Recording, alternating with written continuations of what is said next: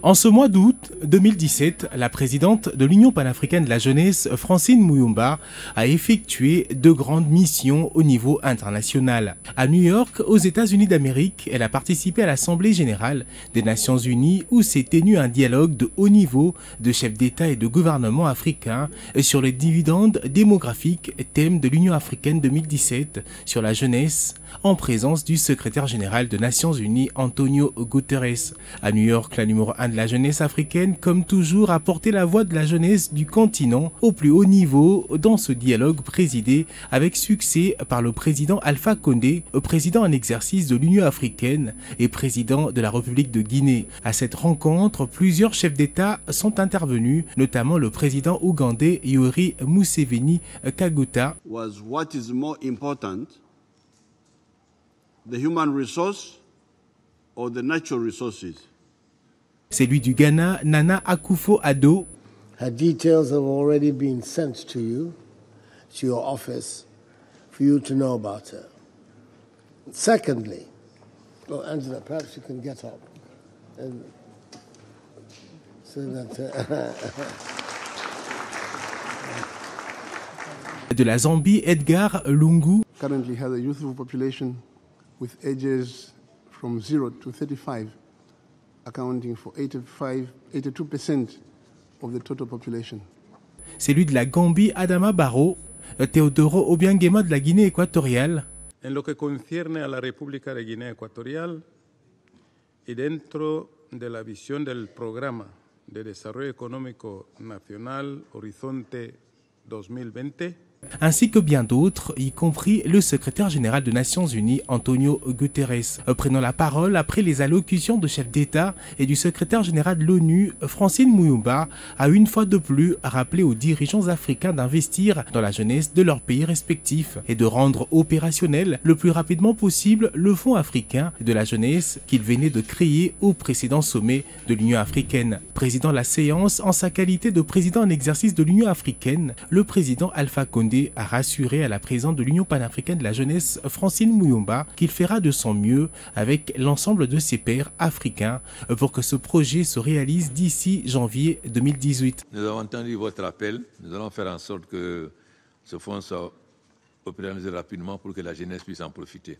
Connaissant sa promesse sur la création du Fonds africain pour le développement de la jeunesse, la présidente de l'Union panafricaine de la jeunesse ne doute pas un seul instant qu'il peut décevoir la jeunesse africaine. Elle a reconnu les efforts fournis par le président Idriss Déby Itno, président du Tchad et champion du thème 2017 de l'Union africaine, qui est axé sur la jeunesse pour ses efforts et soutien inlassable au plaidoyer que mène l'Union panafricaine de la jeunesse en faveur de la jeunesse, ainsi que son président Joseph Kabila Kabange et le président Alpha Condé pour leur soutien aussi inlassable au travail que déploie l'UPJ sur l'ensemble du continent. Mais elle a aussi recommandé aux chefs d'État et de gouvernement africains d'appuyer cette organisation mère de la jeunesse africaine qu'est l'UPJ afin de jouer pleinement son rôle comme il se doit. Bien avant, la présidente de l'UPJ était au Niger où elle a présidé à Niamey, la capitale, 2 jours de travaux de la 4e réunion ordinaire du comité exécutif de l'UPJ. À son arrivée, elle sera accueillie en grande pompe par la jeunesse nigérienne,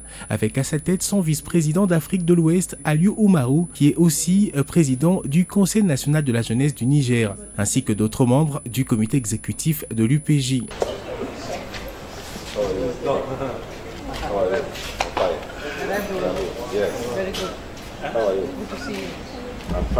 Dans la matinée du 17 septembre va aussitôt s'ouvrir cette réunion importante de l'Union panafricaine de la jeunesse en présence du ministre nigérien de la jeunesse et des sports, Kassoum Mokhtar, qui va donner officiellement le go des travaux de la 4e réunion du comité exécutif de l'UPJ. Le Premier ministre, quand même, il est beaucoup attentif à toutes les questions qui regardent vraiment la jeunesse.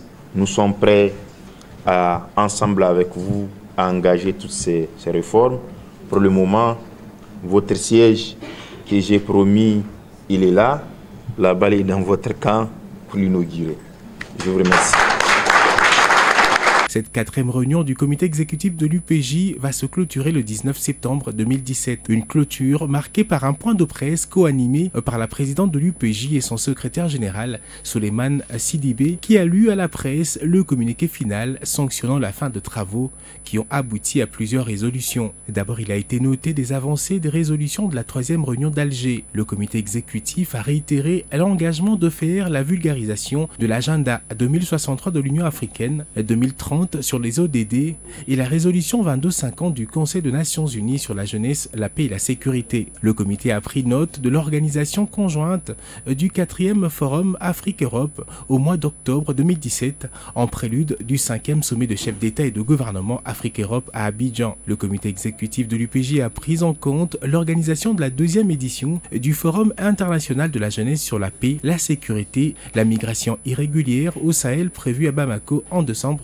2017. Également, l'organisation du sommet des jeunes africains sur la paix et la sécurité prévu en octobre 2017 à Kinshasa en RDC. Le comité exécutif a aussi noté la participation de l'Afrique au 19e Festival mondial des jeunes et des étudiants en Russie prévu en octobre courant. Du point consacré à la situation politique, économique et sociale, le comité a félicité et remercié les chefs d'État et de gouvernement pour l'adoption de la création du Fonds africain pour le développement de la jeunesse. À cette question, tous ont exhorté la Commission de l'Union africaine à accélérer l'opérationnalisation de ce fonds. Autre point, tous ont manifesté leur soutien au processus de réforme de l'Union africaine et de la Commission de l'Union africaine. L'accélération de la création de la direction de la jeunesse au sein de cette organisation pour enfin rendre les actions de cette institution continentale plus efficaces envers la jeunesse. Le comité a aussi félicité le président de la République démocratique du Congo, Joseph Kabila Kabange, son gouvernement et la CENI pour le processus d'enrôlement des électeurs et ont lancé un appel à la communauté internationale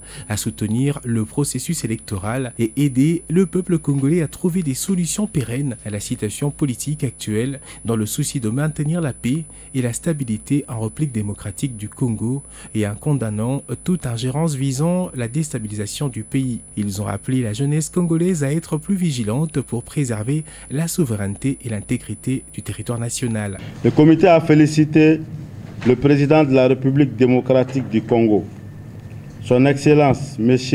Joseph Kabila Kabange, son gouvernement ainsi que la Commission électorale nationale indépendante pour le processus d'enrôlement des électeurs et à lancer un appel à la communauté internationale à soutenir ce processus électoral et d'aider le peuple congolais à trouver des solutions pérennes à la situation politique actuelle dans le souci de maintenir la paix et la stabilité dans ce grand pays africain. En outre, le comité a condamné toute ingérence visant à la déstabilisation de ce pays et a appelé la jeunesse congolaise à être plus vigilant pour préserver la souveraineté et l'intégrité du territoire national.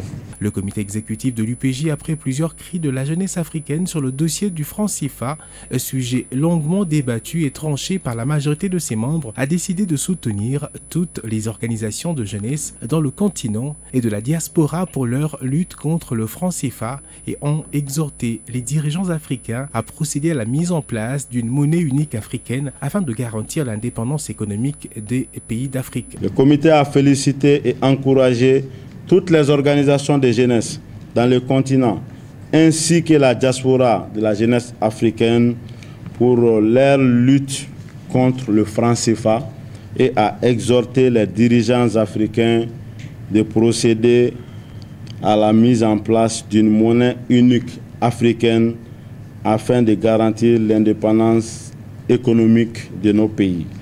Ils ont ensuite encouragé la création de la Cour pénale africaine, condamnant l'injustice faite par la Cour pénale internationale qui est en train de perdre sa crédibilité, considérant, selon eux, comme une instance de règlement de compte avec les Africains.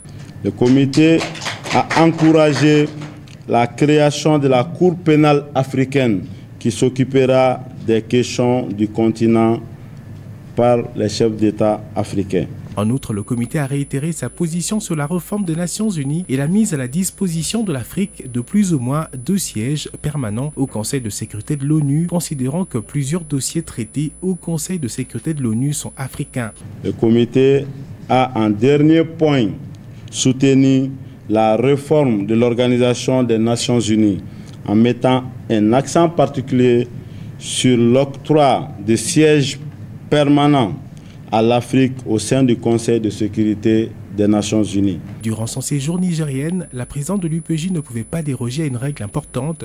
Pour elle, une rencontre avec les jeunes.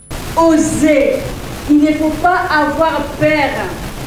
Il ne faut pas voir les autres, ils ont réussi parce que leurs pères sont tels et tels.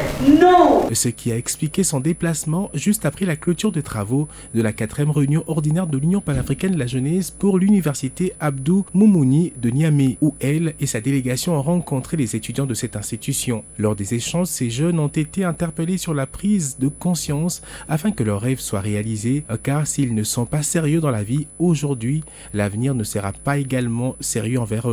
En sa qualité d'ancienne présidente des étudiants de l'université de Namibie, Francine Moumba leur a rappelé que tout commence à l'université, le genre d'amis qu'ils ont, les relations qu'ils entretiennent, les débats auxquels ils participent et les rêves qu'ils ont. Tout ceci ne demande pas à ce que l'on soit enfant d'un riche ou plutôt avoir beaucoup de moyens car personnellement ça ne l'était pas pour elle. Mais voilà qu'aujourd'hui elle a été élevée. Elle faisait partie des étudiants en difficulté mais avec l'aide de Dieu, l'endurance et la détermination, rien n'est difficile. Et c'est dans la soirée du 19 septembre que la présidente de l'Union panafricaine de la jeunesse et sa délégation ont quitté Niamey pour se rendre directement à l'Assemblée générale des Nations Unies à New York afin de porter la voix de la jeunesse africaine au plus haut niveau, au dialogue de haut niveau sur le dividende démographique, ce qui a été fait, une mission réussie.